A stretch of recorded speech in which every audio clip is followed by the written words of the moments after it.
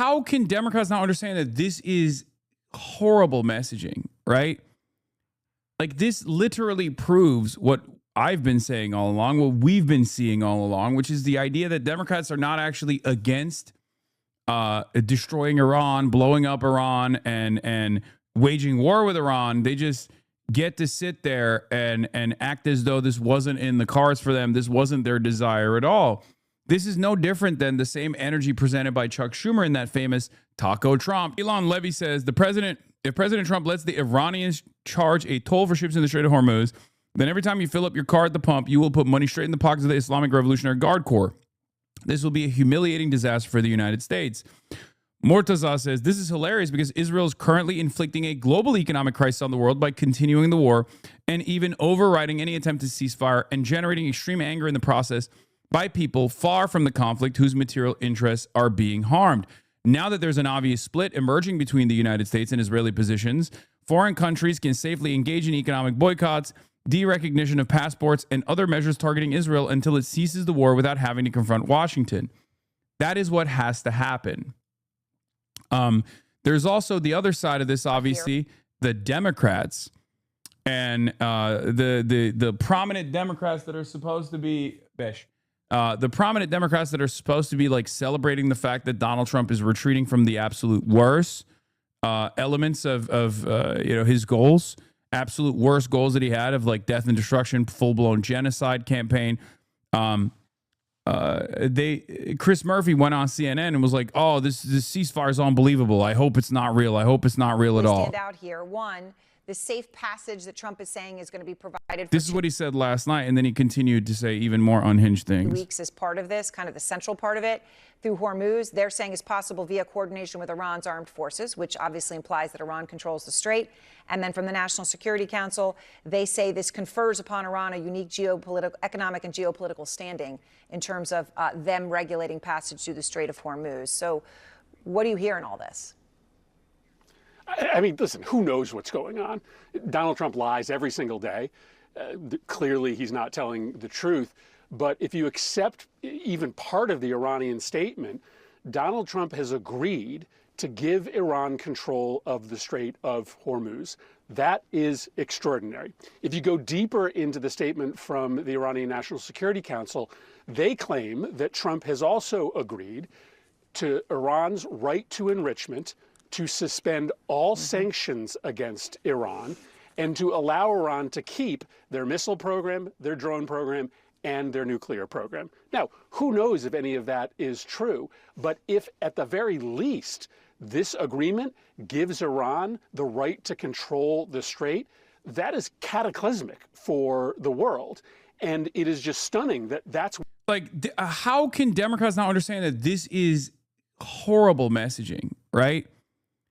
Like, this literally proves what I've been saying all along, what we've been seeing all along, which is the idea that Democrats are not actually against destroying Iran, blowing up Iran, and waging war with Iran. They just get to sit there and act as though this wasn't in the cards for them. This wasn't their desire at all. This is no different than the same energy presented by Chuck Schumer in that famous Taco Trump. Trump always chickens out. If you're going to cut a side deal and negotiate with Iran without telling us, like, that's bullshit. You have to bomb them. It's the same shit. And this is the most transparent version of that sentiment, where instead of saying, look, we should have never gotten into this predicament to begin with, and although it's a worse position overall for Donald Trump, I'm glad that there's finally a pathway towards a ceasefire, long-lasting peace in the region. But instead of saying that, they're saying we could have done it better.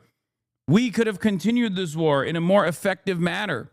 Or saying Donald Trump should continue this war in a more effective manner to absolutely destroy the Iranian nuclear capabilities. Like, there's no alternative here. They don't even present the alternative that Democrats famously advanced. Use the JCPOA. Say this is a worse deal overall from an American perspective than even the JCPOA. But it doesn't matter. Like, it's clear that we have to negotiate with these people. It's clear that we have to engage with Iran in diplomacy rather than constantly warmongering. All of this is unnecessary. All of this was unnecessary. We learned a hard lesson. But as you know, as people with clear minds and good conscience, we should now turn around and say, all right, we're just gonna diplomatically engage with Iran. Commend Donald Trump even for following through on this, regardless of how tyrannical he is. But they're not doing that. What they're doing instead is agitating Trump. And what they don't realize is this makes them look consistent. This makes them look like cowards, makes them look weak. Okay? To the average person, they might not care about what happens to the Iranian people, but they don't like that the war is continuing and their gas prices are going up. And the Democrats are supposed to be in opposition to that, right? At least they're trying to communicate their opposition to that. But when they come out, when a ceasefire is imminent, and they say, oh, well, this is a massive failure for Trump. What the fuck are you doing? You should, you didn't achieve any of the strategic goals, and don't actually provide any counter or don't actually commend even an attempt towards diplomacy, even if Donald Trump is inconsistent on that front and most likely will not pursue diplomacy and try to create a long-lasting ceasefire here, long-lasting stability in the region. You're basically saying to the average person that's watching, to your base, is that you would be more violent than Donald Trump. You would have done a much better job of bringing Iran to heel, utilizing the same resources that Donald Trump is utilizing right now. And that's fucking bullshit. This is the major problem. Democrats are not in disagreement with killing Ayatollah Ali Khamenei. Democrats are not in disagreement overall with engaging Iran militarily, right? They actually want it, and they like that Trump did it, and now they can act as though they were always in opposition to it. But even then, they don't present a strong enough opposition. They don't actually try to get people on the record with the War Powers Resolution when they should have, right? Now they're talking about it, but they should have done this months ago at this point, right? And they consistently say, oh, it's the process that we disagree with. You didn't ask us for advice. You didn't ask us for confirmation. Fuck the process.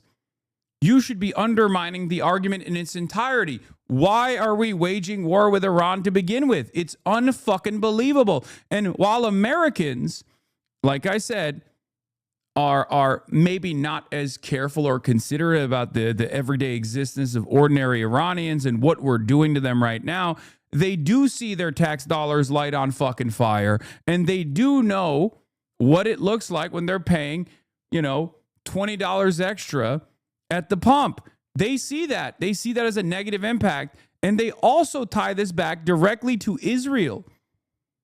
They know that we're waging this war because this is Israel's goals that we're accomplishing. Okay? So for liberals to try to frame this as like we would have actually accomplished Israel's war better than Trump, well, that's a fucking idiotic argument to present. You look silly. You're not even utilizing the moment. You're not even taking advantage of the moment to set a clear distinction between yourself and the Trump administration. I can't believe it. They're proving exactly what I've been saying all along. What we've been saying all along. Democrats, having spent 5 weeks doing nothing but silently go along with Trump's barbaric war, are now complaining that he chickened out. They are going on cable news and lamenting the fact that Trump didn't commit a genocide tonight. Deeply, deeply unserious people. Scum, even. They're doing the same technique again. They're saying, diet fascism. We would have done restrained fascism, diet fascism. We would have done more organized fascism. 2-week ceasefire is insufficient. We need a permanent end to Donald Trump's reckless war of choice, which is why House Democrats have demanded that Speaker Mike Johnson immediately reconvene the House back into session so we can move a war powers resolution that will end this conflict permanently. That seems unlikely to happen. What do you actually think is going to happen in this 2-week period? What do you need to, assuming that doesn't happen, what do you need to see happen or want to see happen in this 2-week period? Assuming it doesn't happen this week, we'll go back into session next week and we will present a war powers resolution as soon as it becomes available to us to do so as a matter of privilege on the House floor. All we need are a handful of Republicans to join us. The American people strongly oppose this reckless war of choice and know that we should not be spending billions of dollars to drop bombs in Iran while Republicans and Donald Trump are unwilling to spend a dime to actually make life more affordable for the American people, including but not limited to by extending the Affordable Care Act tax credits. It's unbelievable in terms of the priorities, and yet we've seen this president's behavior unhinged, unpresidential, unconscionable, including the messages that he's communicated to the American people over the last few days. Yes, Dana Fesh talked about me. I know. I'll cover that. I will get I will get into that in a little bit. Okay. 2-week ceasefire is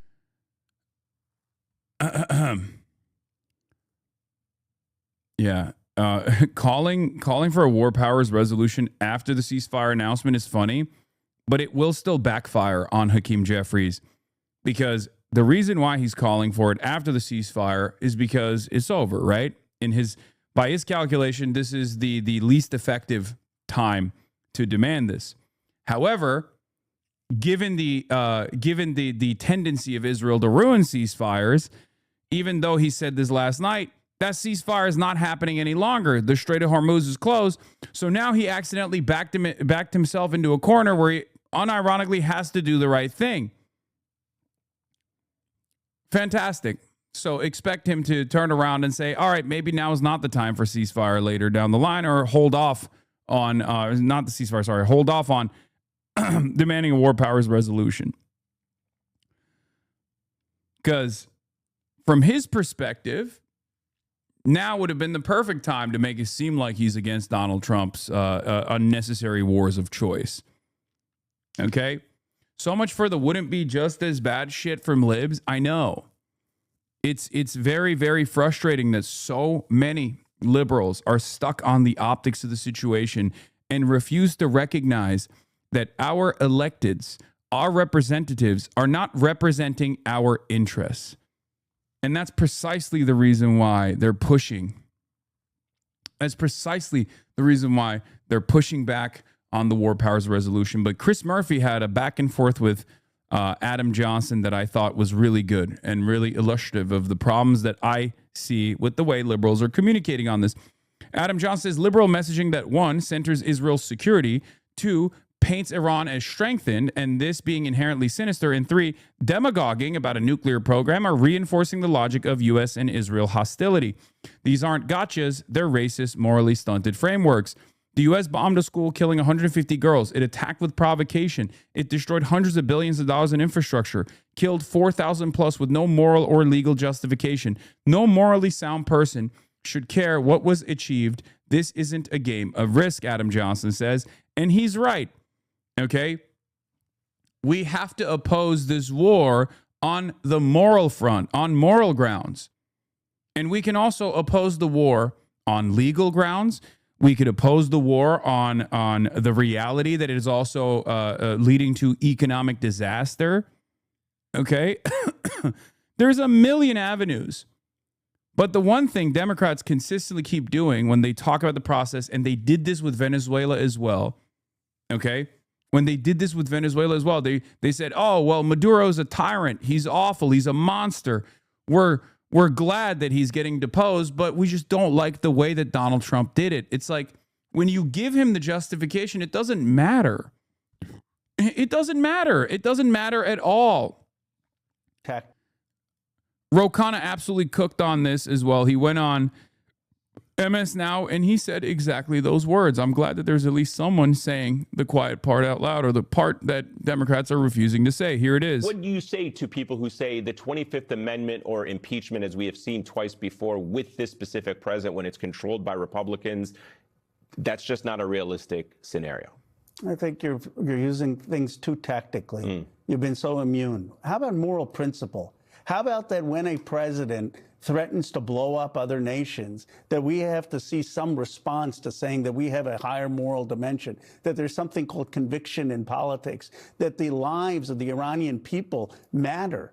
that the lives of people in Gaza matter, that the lives of people in Cuba matter, that when Donald Trump is echoing Gallant and calling people animals who live in Iran, that we will be a Democratic Party who says that is morally wrong.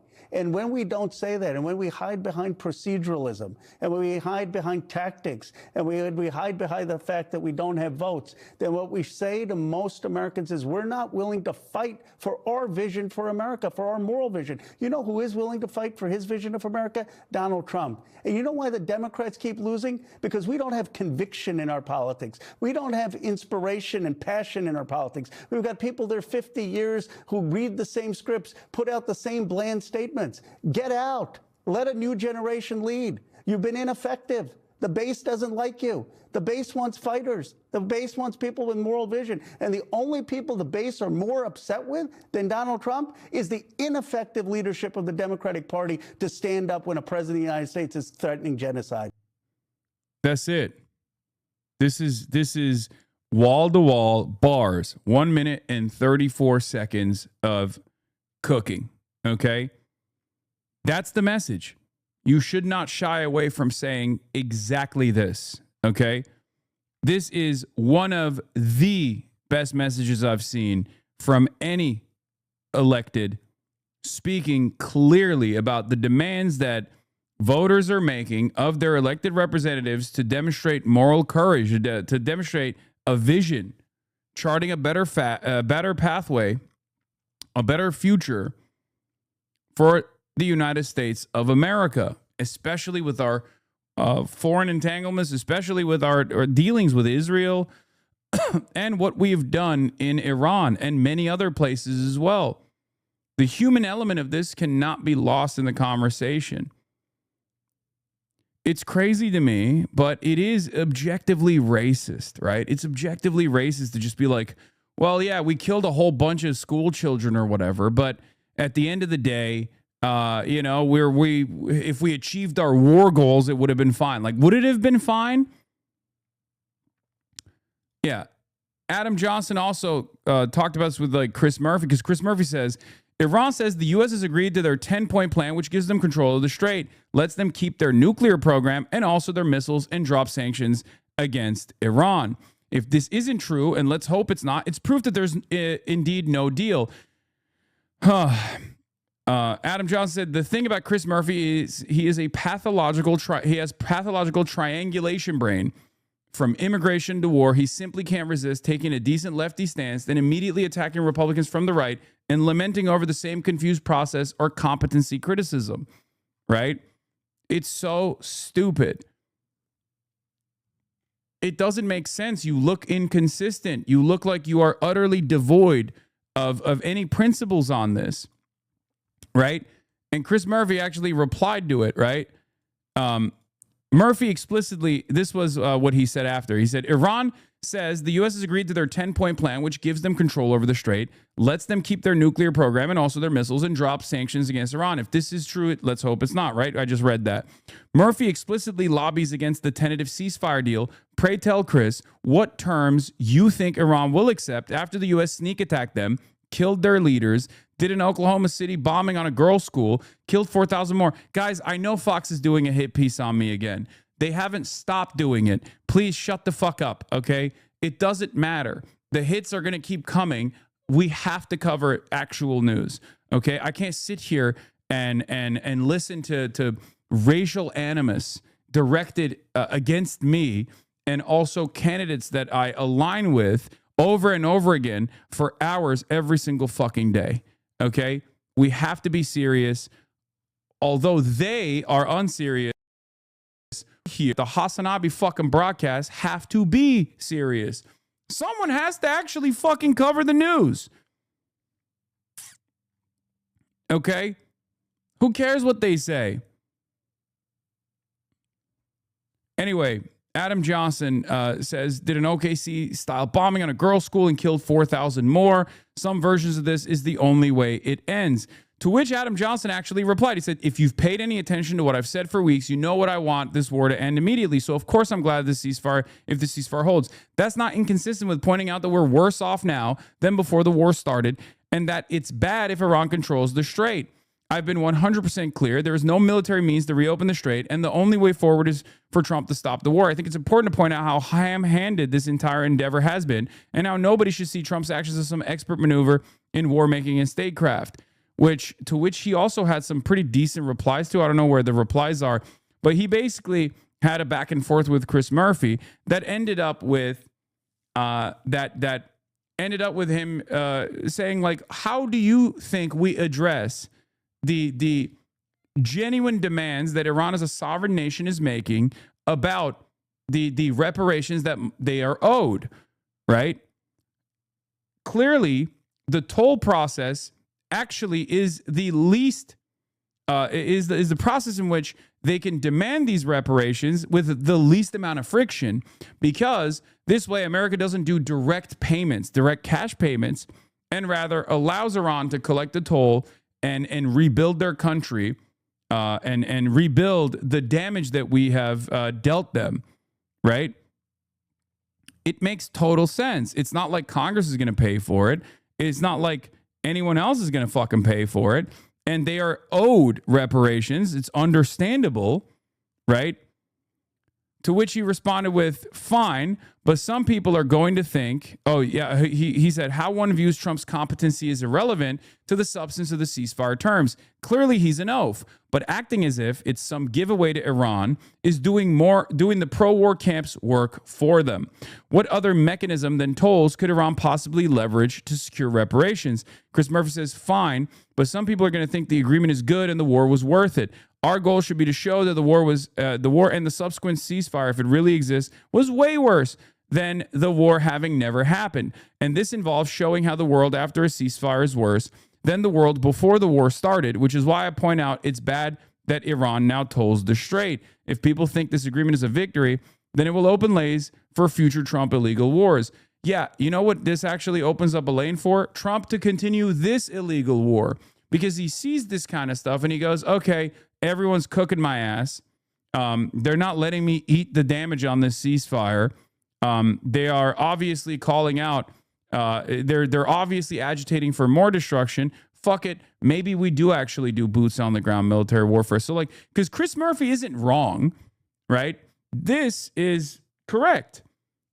From an American framework, if you are thinking America first, American empire first, yes, of course, America is in a worse position overall. But this requires, like, this situation requires people on the opposition party to position themselves actually in opposition with the overarching goals of the Trump administration. This is the problem. The problem is Democrats are not in opposition to the goals that Trump has demonstrated. They want those goals. They just never seemingly had, I guess, the courage or the mania to follow through on it. These aren't narrative abstractions, Adam Johnson responds with, and says, answer 2 questions. Do you think Iran has the right to missile defense? Do you think it's reasonable for Iran to expect war reparations for what you yourself concede is an illegal war? And if so, what mechanism should guarantee this? You very much appear to be opposing baseline Iran self-defense as such, and any type of recompense for Iran after the U.S. killed thousands, destroyed hundreds of billions of infrastructure in a war of aggression that we all agree was unjustified and illegitimate. Is that a fair summation?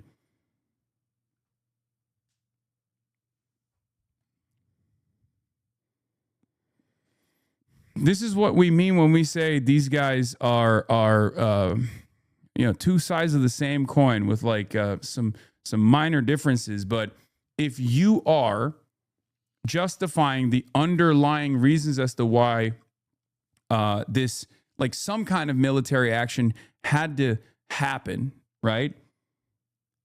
Then it doesn't matter how belligerent Trump is, right? Then it's just a difference in tactics. What Democrats should be doing in this moment is to oppose the war in its entirety, not justify the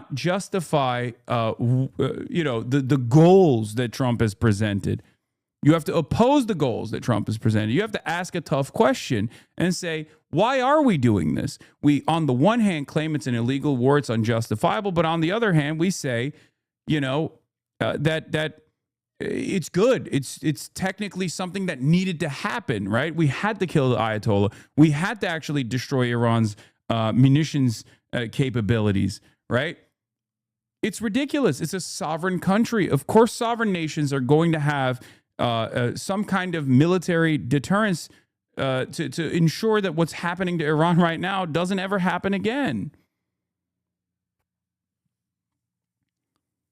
When you present an argument like this, you're basically saying, you know, I agree with the goals, I just don't agree with the methods. And you don't even demonstrate what your methods would look like.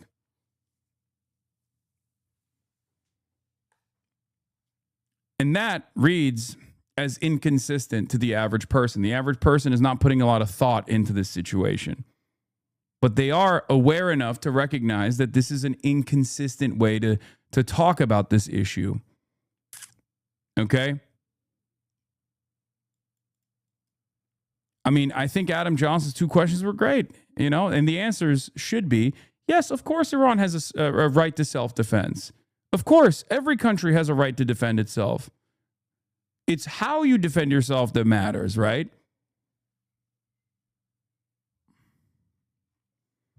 Anyway, I'm supposed to be talking to the Kneecap Boys right now, but I don't know where it is. Okay. All right.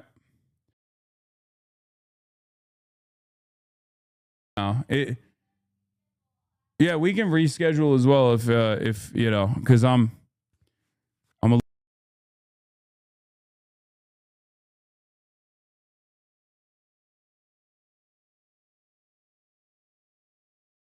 What the hell? We just lost the internet for a second.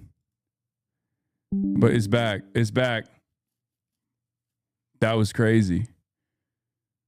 Yeah, what the Sigma is right. We're back. We're back. We're back. All right.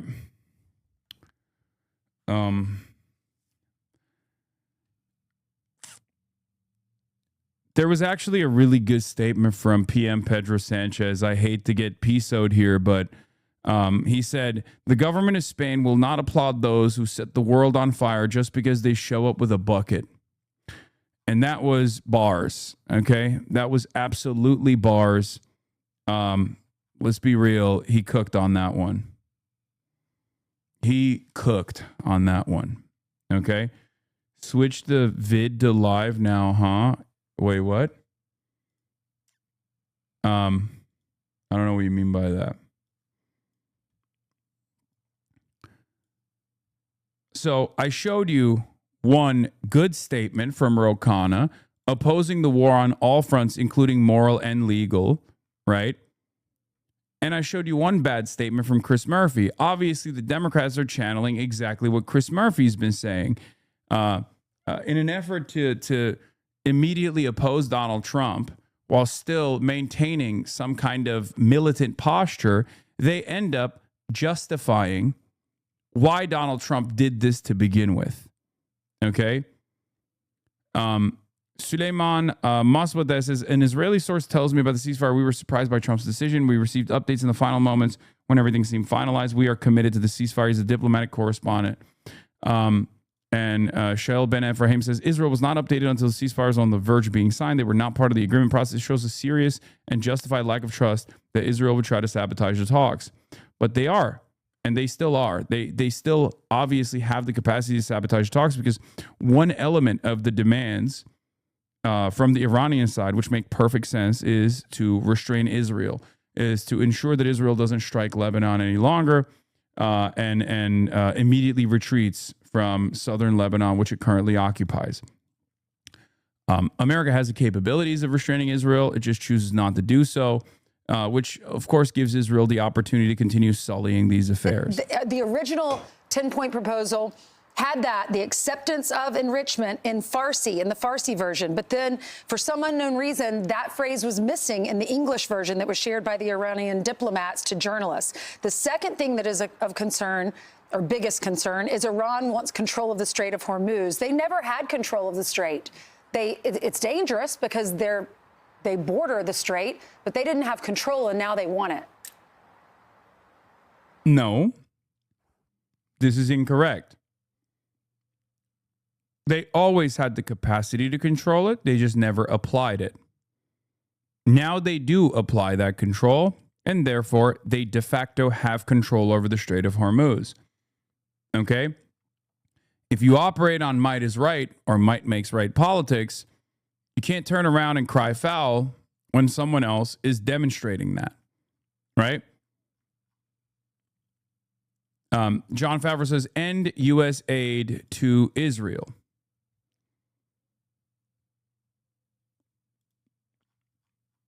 I told Kneecap that we're going to reschedule.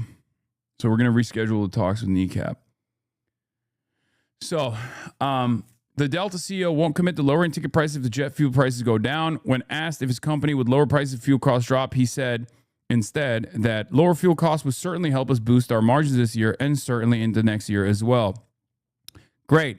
So now you know that once a baseline price has been established, capital owners, especially due to market consolidation, and we saw this during COVID as well, in the aftermath of like the peak of COVID, they don't actually drop the prices again, right? And they have the capacity not to drop the prices because there's tremendous market consolidation, and therefore there's tremendous price leadership that takes place. And here we are. I mean, this is literally exactly what happened. This is what we talk about when we say greedflation. This is precisely what's going on. You know, there might be market forces that that lead to inflation, but that inflation continues because once a new baseline price has been established, why would you ever go back? It doesn't matter because they don't matter, but it's wild to watch Democrats do the food here is terrible and the portions are so small routine with the ceasefire. Why even bother? Go back to tweeting about rogue streamers. Shouldn't we criticize Trump for losing the war? Yeah, sure. But can we maybe wait until the ink on the ceasefire is dry so that our demented president doesn't decide to scrap the whole thing? Can we hold off like one whole day before we start goading this fucking psychopath is right? You have to think like, what if you're going to oppose Donald Trump? You have to oppose him adequately. You have to oppose the principles of the reasons as to why he had to go into this battle, wage this unjustifiable war. You can't, on the one hand, say, well, you know, we agree with the fucking we agree with the goals that have been stated. We just don't agree with the methods. It's very stupid. And also, Democrats haven't been vocal at all up until this moment anyway. And it's ironic that the only reason why they could be vocal is because they thought, oh, ceasefire established. Now we can start shitting on Trump. Now we can actually hang this around his neck, even though this was something that we also wanted. We would never act on it, or maybe we would if we were goaded into it. Who knows? But now it's win-win. You accomplish Israel's goals that you were also invested in, and you get to hang it around Trump's neck because it's, very unpopular. However, because the ceasefire fucking collapsed because of Israel's lack of interest in maintaining the ceasefire, now they're in this unique predicament. Where they oppose it at a time when opposing it means something again, right? They thought they were opposing the war when it's meaningless, when it's over. Turns out now they're opposing the war when it is meaningful. They trap themselves in this situation, but, make no mistake. Democrats love retreating, and they will retreat on this as well, most likely. At least most of them will, right? IRGC Major General Mohsen Rezai says Iran will stand with all of our might alongside Hezbollah, and that violations of the ceasefire will be met with punishments against Israel. An American military official already saying that the ceasefire has collapsed. Here we are. They not only want control of the strait, they want to also be paid at least $2 million per vessel that passes through the Strait of Hormuz, and then split that money with the government of Oman. And Israeli officials say that money will be used to funnel back into the IRGC weapons program to try and rebuild many of the production lines that were destroyed by the United States and Israel throughout the course of this war.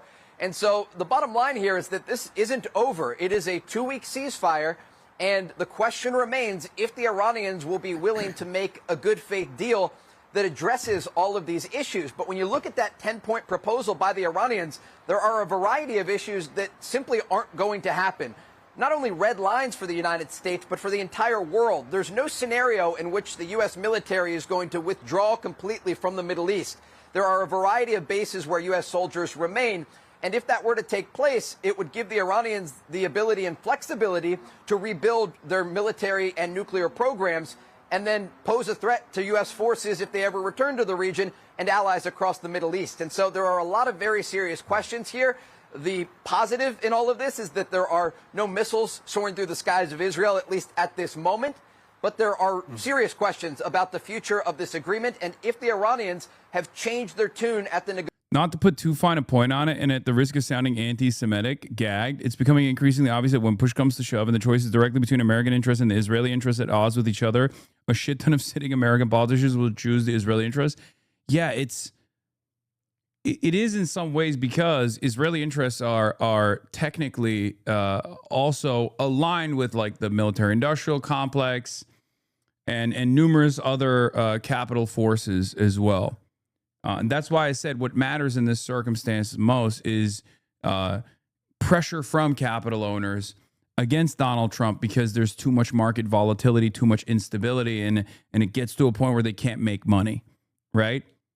But as long as the oil and gas industry is doing all right, especially now that they're like refining heavy Venezuelan crude, as long as the markets are not too on fire, as long as inflation doesn't completely get out of control, then there's a lot of opportunity to make money.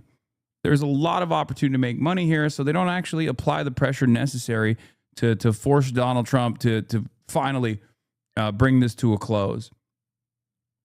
Negotiating table and if this is going to actually hold. All right, great reporting down there, Trey. Thanks, Trey. Glad you don't have to wear a helmet today or worry about the missiles. Hopefully this will hold at least for 2 weeks. Thank you, Trey. Want even more Fox News on YouTube? Look at that. Let's get now.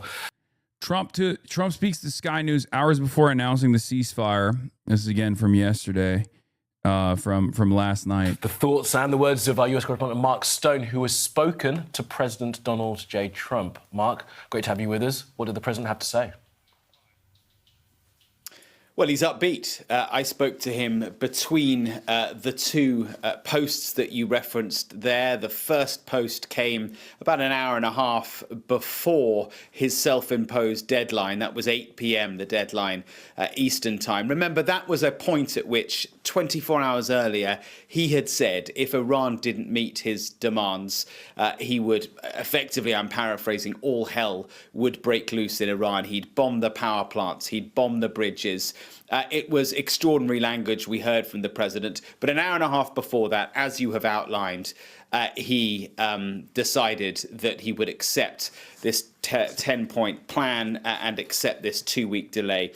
After that, we called him. I called him, and he picked up. He doesn't always, but he did this time. And it was only a short call. These calls are very often very short, about a minute and a half. He said, I haven't got long. Be quick, he said.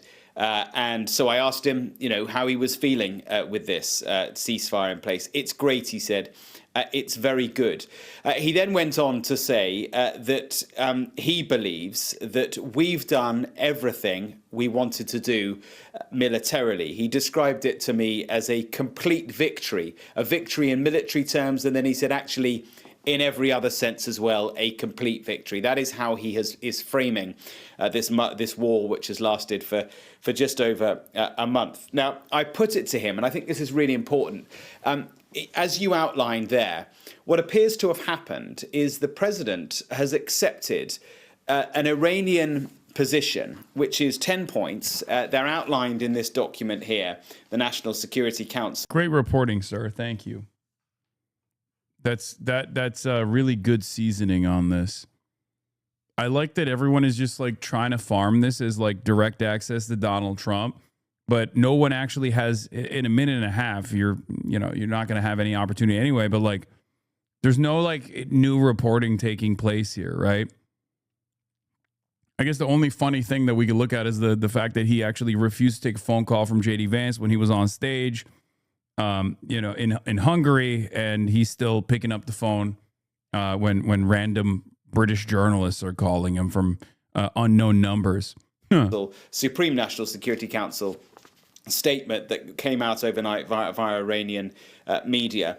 And in these 10 points, this is really important, there are maximalist Iranian demands, like all American troops out of the Middle East, not just those that have come for the war, but all of them.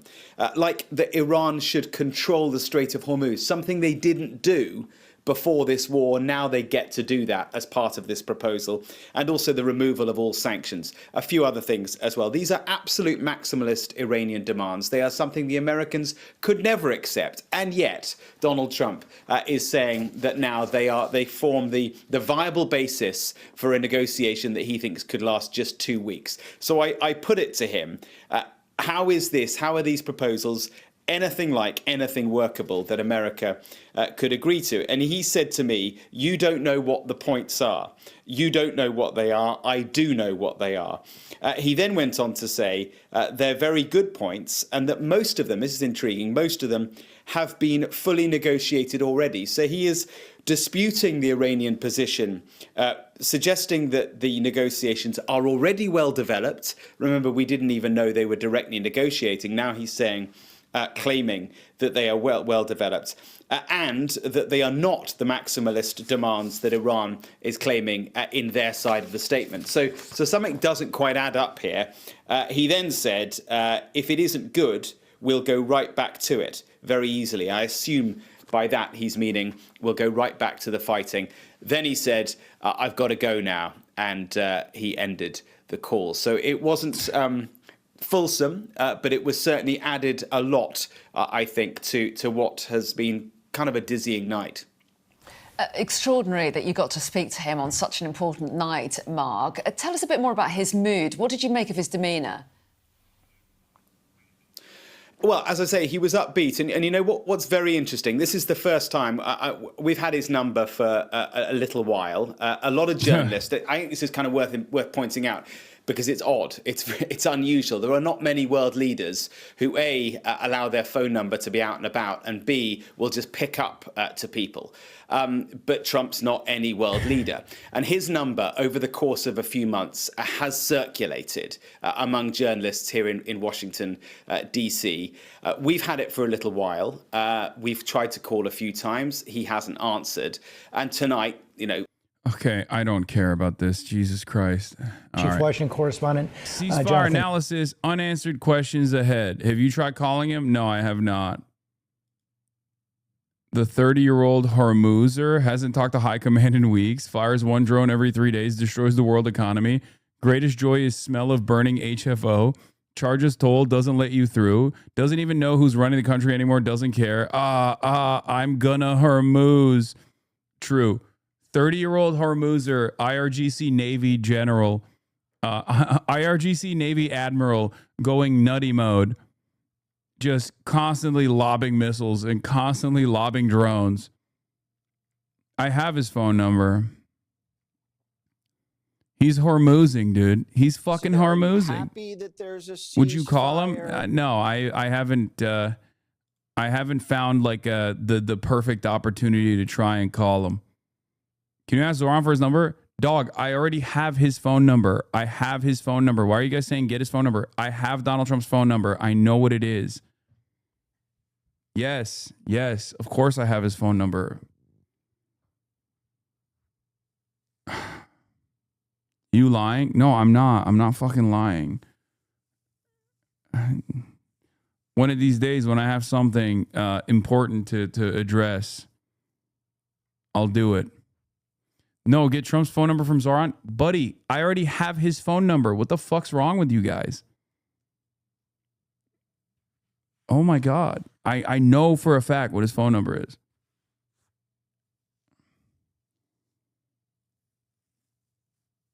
Sign him up to Catfax? Okay, you guys are so stupid. Carl, John, we just heard Ian say that a lot of blank spaces in this agreement. You just spoke with the president. He's trying to fill some of them in. Yeah, and look, but first, this is the most stunning reversal that I think we have ever seen in American politics. In about 10 hours, the president goes from threatening the annihilation of Iranian civilization to saying he's got an agreement that will bring about a golden age of peace in the Middle East.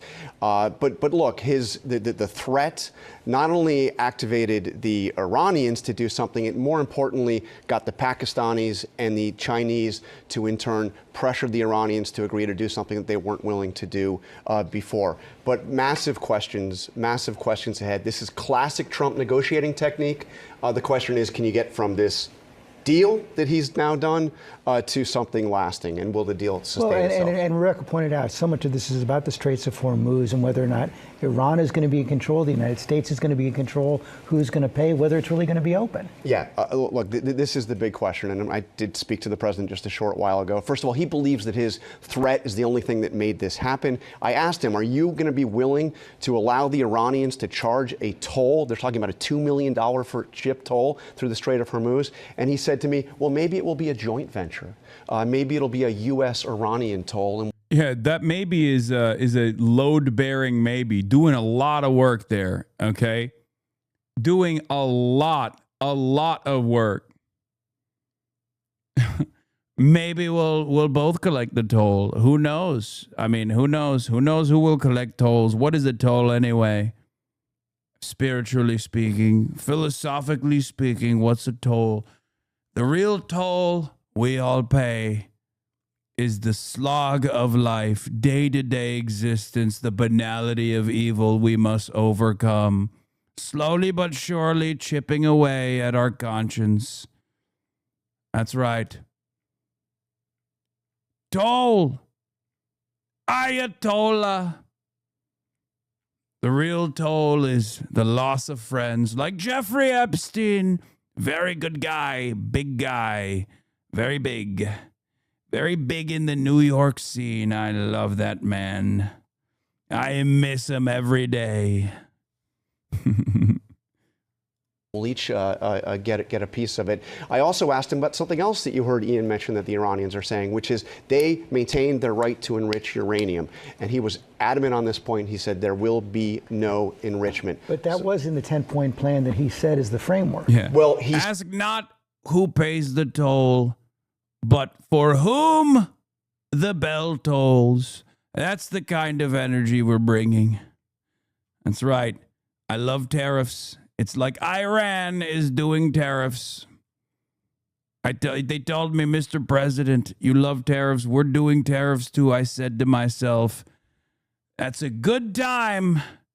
I love doing tariffs, and now Iran can do it too, except the Supreme Court was very bad to me. They took my tariffs away. Said is a starting point for negotiation, is a starting point. He says that it won't be in the final deal, but we'll see. These are huge questions. I mean, basically that 10 points is what the Iranians were saying before the war started.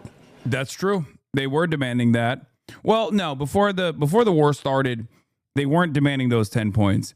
They were actually infinitely more conciliatory on like the enriched uranium side of things, actually.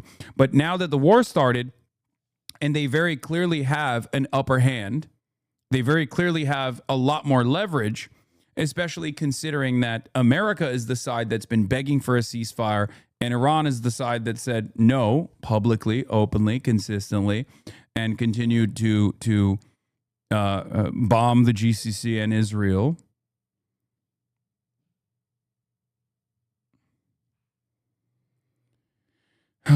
For the time being, I think the continuation of this is going to benefit Iran, but we shall see. So we'll see if they're going to be negotiations begin on Friday. John Carl, thanks very much. It's been just hours since President Trump announced a 2-week ceasefire with Iran, but this morning that temporary truce is looking fragile at best. Moments ago, an Iranian news agency... It's so funny because I watched this live in real time, and basically, 30 minutes after this Dana Fash package, where she talks about serious news, she ended her broadcast with like a 10-minute panel. Schumer is still defending the war? Oh, hell yeah. The bottom line is... Great messaging, guys. Love that. This is great messaging. Keep it up, guys. No, definitely. Oh, Trump fucked it up. We would have done it better. How is this the situation? I mean, it's not wrong, right? It's not wrong that Trump did fuck this up. Okay? But if you don't end it on this was unnecessary across the board and that we have to reconsider our relationship with Israel and we have to reconsider the way we treat our foreign adversaries, if you don't end it on that note and talk about the importance of diplomatic approach and tie it back to Barack Obama's successful JCPOA initiative, which Chuck Schumer opposed, so he's not going to fucking do that. This is nothing, okay? I'm giving free game out here for the Democrats who want to cut away from the rest of the party and effectively communicate, okay?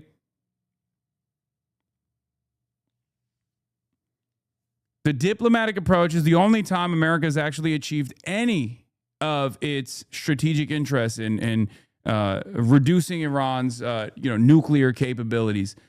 It's so fucking stupid. That